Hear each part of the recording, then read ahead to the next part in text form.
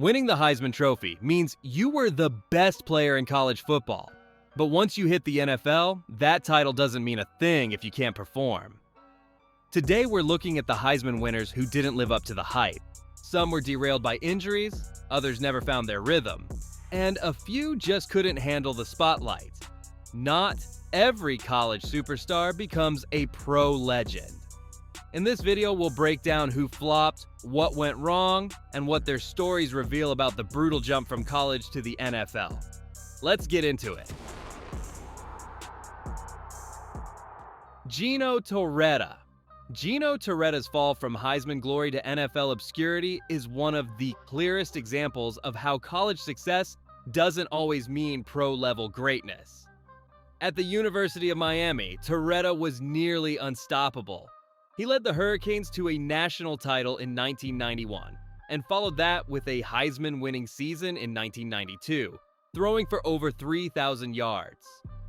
His arm strength wasn't elite, but his poise, leadership, and track record made him a college legend. But when the NFL came calling, teams weren't convinced.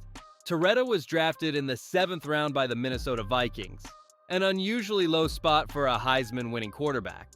His pro career never got off the ground. Over 5 years, he bounced between teams like the Lions, 49ers, Colts, and Seahawks, mostly serving as a backup or practice squad player. He played just one NFL game, completing a single 32-yard touchdown pass before fading out of the league entirely. For all his college success, Torretta ended his NFL career with only 41 total passing yards. That kind of drop-off wasn't just disappointing, it was baffling. His story reminds us that the NFL is a different game, and not every college hero is built to survive it. Eric Crouch. Eric Crouch was electric at Nebraska. In 2001, he won the Heisman as a dual-threat quarterback, putting up over 1,100 rushing yards and 18 touchdowns on the ground. He wasn't just quick, he was explosive, the kind of player that made defenders look silly in the open field. But when the NFL came calling, they didn't want him as a quarterback. The Rams drafted him in the 3rd round, not to throw passes, but to catch them as a wide receiver. That shift alone was hard enough. But then came the injuries. A severe leg issue kept him off the field, and before he ever played a regular season down, Crouch stepped away from the game. He made a few attempts at comebacks, tried returning kicks, tried playing in the CFL, even joined NFL Europe, but none of it ever clicked. He never took a single snap in an NFL game, not one. For a guy who once looked like the future of college football, it's a story that still leaves fans wondering, what if? His career is a reminder that NFL potential isn't just about skill. It's about fit, timing, health, and sometimes just plain luck.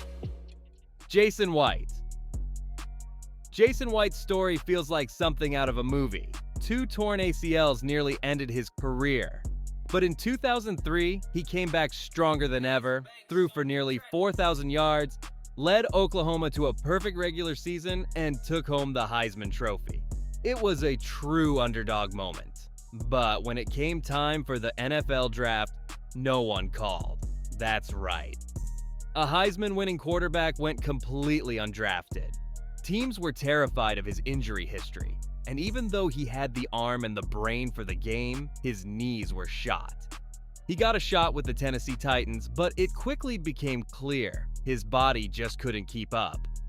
It reportedly took him 4 seconds to complete a 5-step drop. That's an eternity in NFL time. Before the preseason even began, White retired. He never played a snap in the NFL. And just like that, one of the most inspiring comeback stories in college football history ended quietly. His case is one of the rare times where the mind and talent were ready, but the body had already given up. And it's a harsh reminder that some dreams fall apart not from failure, but from wear and tear. Matt Linard. Coming out of USC, Matt Linard was hyped as the next big NFL star. He had everything going for him: national championships, a Heisman Trophy, and that smooth left-handed throw. But once he got to the league, things didn't exactly pan out. Drafted by the Arizona Cardinals, he was supposed to be their long-term solution at quarterback. Instead, he struggled to adjust to the speed of the NFL game. His arm strength was constantly questioned, and injuries didn't help either. To make matters worse, veteran Kurt Warner eventually took over the starting role and ran with it. Linard bounced around after that, brief stints with the Texans, Raiders, and Bills, but never found a rhythm. He ended his career with just over 4,000 passing yards, 15 touchdowns, and 21 interceptions in 7 seasons. Not exactly the numbers you'd expect from a college legend. Eventually, he retired quietly, admitting later that his NFL journey was emotionally draining. For a guy who was once on top of the college football world, Matt Linard's pro career serves as a reminder that success in college doesn't always translate to the NFL. Troy Smith. Troy Smith won the Heisman at Ohio State and looked like a surefire NFL talent. But things went south before he even played a snap. Teams were skeptical about his size, and he slipped all the way to the 5th round in the draft. The Baltimore Ravens gave him a shot, but Smith struggled to climb the depth chart. He had moments, like a brief starting stint in 2007, but never gained traction. He later moved to San Francisco, where he got another small window to prove himself, but again, he couldn't capitalize. Smith had the athleticism and leadership, but in the NFL, that just wasn't enough without consistent mechanics and accuracy. After bouncing out of the league, he had a short run in the CFL, but didn't stick there either. His NFL stats were modest at best, and by the time he left football altogether, it was clear his college magic hadn't followed him. Troy Smith is one of those players who peaked in college and despite all the promise, just couldn't find his footing at the pro level. Tim Tebow. Tim Tebow is probably the most famous Heisman winner who flopped in the NFL. And yet, his story isn't all failure. At Florida, Tebow was electric. He ran through defenses, fired up locker rooms, and became a college football legend. When the Denver Broncos drafted him in the 1st round, it felt like a gamble. And for a while, it kinda worked. Tebow led a few thrilling comebacks, even won a playoff game in dramatic fashion against the Steelers. But the numbers told a different story. His throwing mechanics were messy, and his completion rate never got above 48%. Defenses figured him out quickly. After the Broncos, he had quick stops with the Jets, Patriots, and even tried converting to tight end with the Jaguars years later, but none of it stuck. By 2013, his NFL career was essentially over. Still, Tebow's name lives on, not just for what he did on the field, but for how polarizing he was off it. Fans loved him, critics were loud, but in the end, Tebow's NFL journey is a prime example of how raw passion and leadership sometimes just aren't enough to cut it in the pros. Andre Ware. Andre Ware absolutely dominated college football. In 1989, he put up nearly 4,700 passing yards and 46 touchdowns in just 11 games running Houston's wild run-and-shoot offense. He broke records left and right and became the first black quarterback to ever win the Heisman Trophy. So when the Detroit Lions drafted him 7th overall in 1990, everyone expected him to light up the NFL too. But that's not what happened. Ware landed on a Lions team that didn't really know what to do with him. Instead of building around his strengths, they kept him on the bench behind guys like Rodney Peete and Eric Kramer. He started just 6 games over 4 seasons and threw only 5 touchdowns. He was never given consistent time to grow into the role, and when he did get the chance, he looked shaky, like a guy trying to figure out an entirely different game. After Detroit cut him loose, Ware bounced around briefly and ended up playing in the CFL and NFL Europe. He never found his rhythm again. His story is one of talent mismanaged.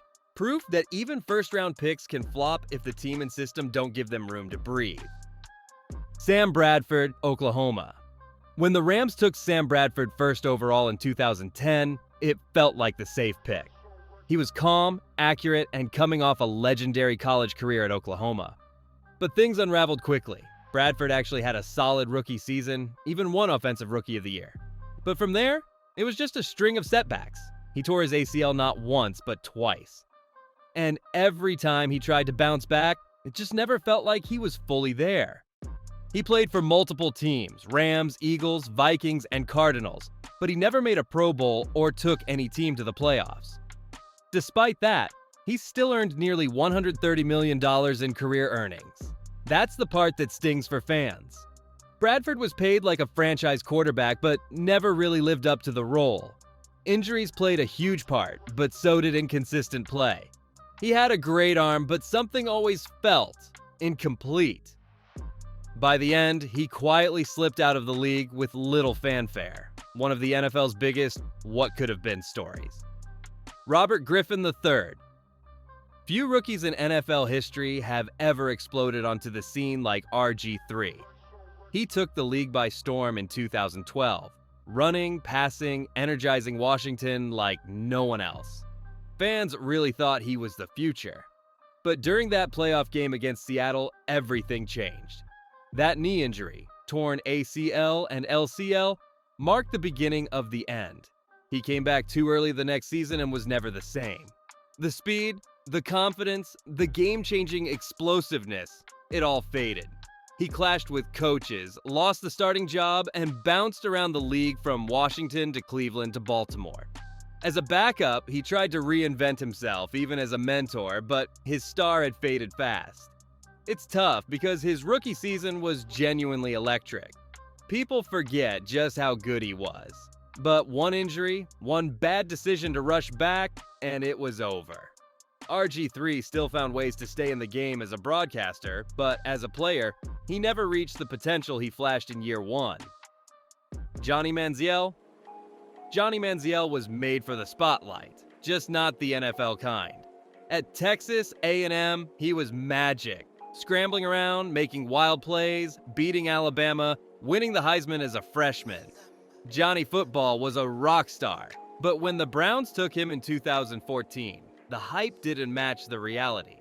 Manziel was never serious about the work. His off-field lifestyle was wild, partying, missing team activities, constant headlines. On the field, he was inconsistent, undersized, and unprepared.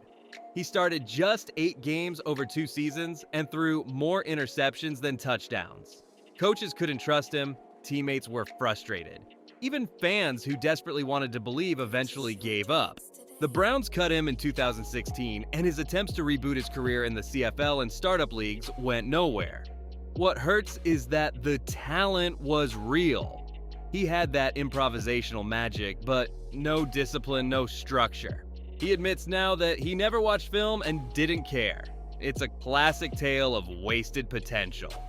Not just a flop, Manziel's NFL story is a cautionary tale. Fame alone doesn't get you far in the league if you're not willing to grind. For some, it was injuries. For others, off-field drama or just not fitting into the right system. Either way, it's proof that a Heisman Trophy doesn't always guarantee pro success. If you enjoyed this breakdown, make sure to hit that like button. Subscribe for more sports deep dives, and turn on the notification bell so you never miss an upload.